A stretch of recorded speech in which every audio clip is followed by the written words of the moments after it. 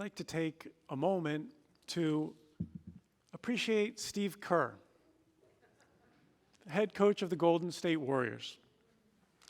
Not because of his great job leading the team into the finals, though he deserves it, and certainly not for allowing Game 4 to be scheduled in conflict with this service.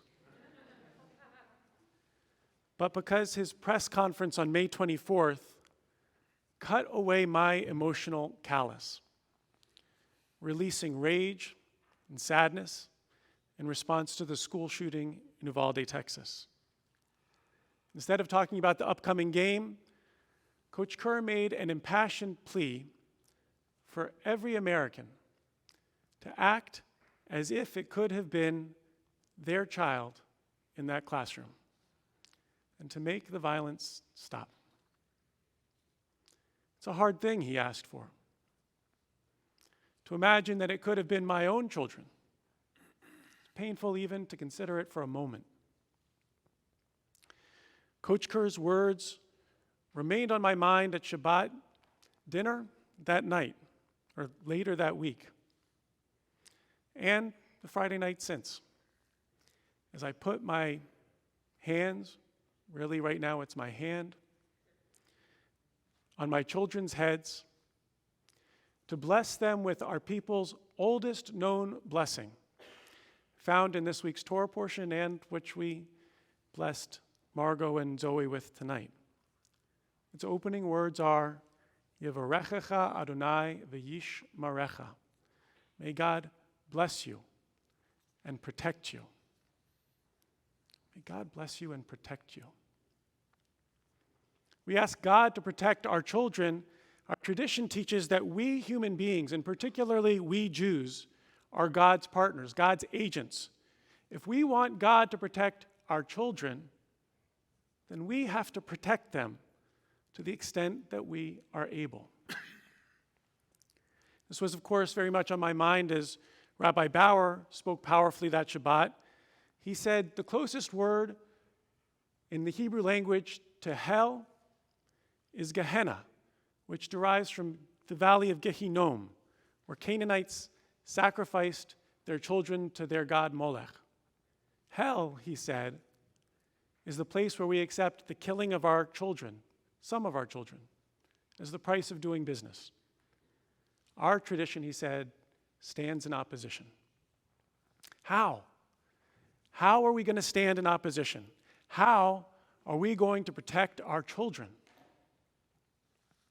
So often I go back and forth between white-hot anger and helplessness. Who am I to take on this violence? I find guidance and inspiration in the very title of this week's Torah portion. The title of this week's Torah portion is Naso, Nun, Sin, Aleph. Its basic meaning in this portion is to count the people, to take a census. But it means so much more than that. In the Cain and Abel story, the verb Nun, Sin, Aleph, it has a dramatic pair of seemingly opposed meanings, and they fall right within 6 verses of each other. Before Cain strikes Abel, God says to Cain, Im tetiv se'et, if you do right, there is uplift. Se'et, uplift, is the same root. Only 6 verses later, when God tells Cain he's going to wander the earth, Cain says, Gadol oni means so. My punishment is too great to bear. Naso means a burden. That same root word means both uplift and burden. Think about that. So many of the things in our lives that are a source of uplift are also a burden. And so many of the things that are a burden are also a source of uplift. I suspect it's not coincidence that one of the words we use for marriage is nisuim. There is no greater uplift in my life than my marriage. It also takes a lot of work. It seems to me that this pair of meanings applies exactly to our current emergency.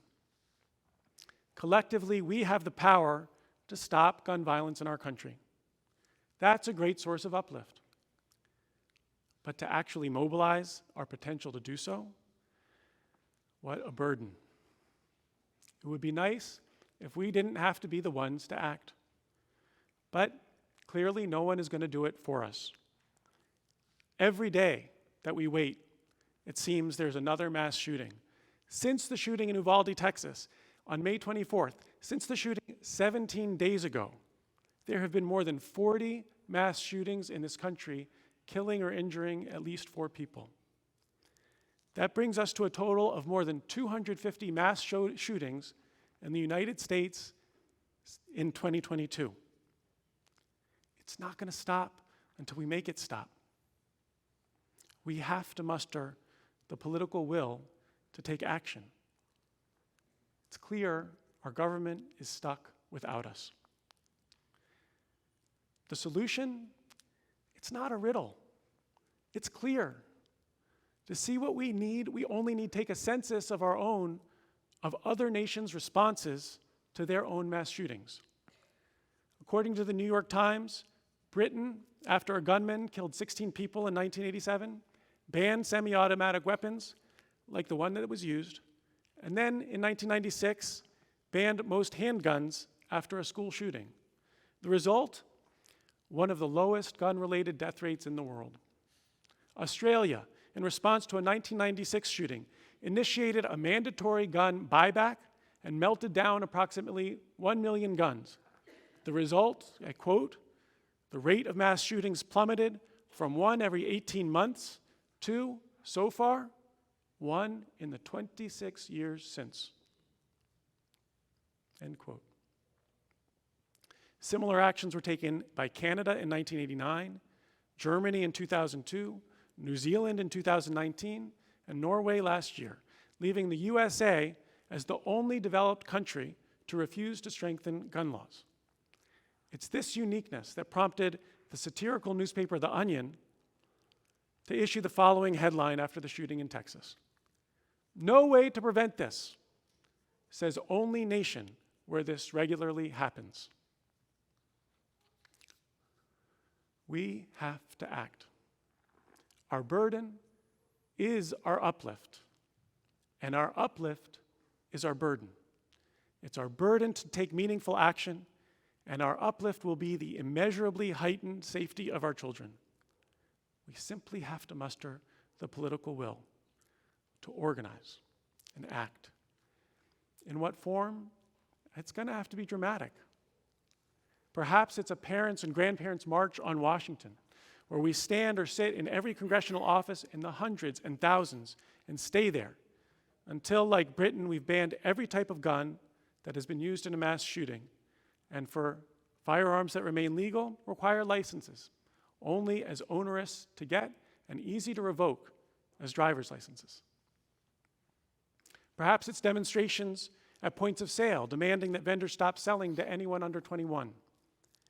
Maybe it's divestment from firearm sellers that sell arms used in mass shootings. Here's what I know. We collectively have the wisdom to craft the answer, but it's up to us to act. Our burden is our uplift, and our uplift is our burden.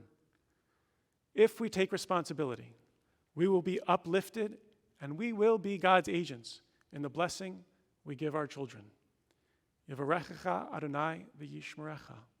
May God bless you and protect all of us. Amen.